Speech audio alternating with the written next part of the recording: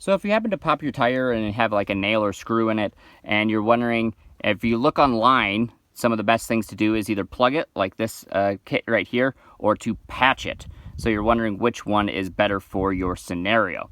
So in the long run, the best case scenario is to do both. If you do both, then it's pretty much going to be a complete fix and the tire should be good for the rest of the lifetime of the tire. But most people are just going to be able to plug it. So these little kits are like 20 bucks and you're able to plug it yourself.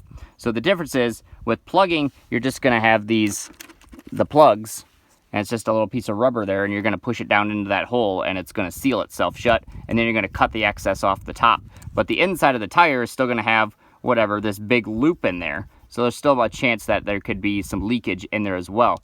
So if you take it to a tire shop, or if you're able to get the tire off the rim yourself, which most people don't have those capabilities, they're going to use pretty much the exact same thing as this, except for they're going to cut it off the top and cut it off the bottom. So the only thing that's going to still be there is literally the part that's in between the tread where the hole is.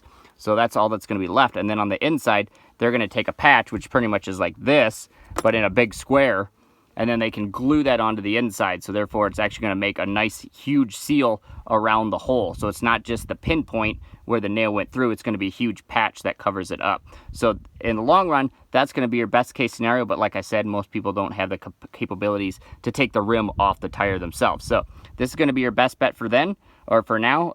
Then you can always take it to a tire shop later and have them take the tire off the rim and do the patch on the inside. But this will get you out of a bind if you're on the side of the road or anything and you have a flat tire. So these will be, I'll put this in the link in the description below. This is a really good one. Gives you all the tools. This is from Autown. So yeah, only like $20. So it'll get you out of a pinch. So hope you found this handy, guys.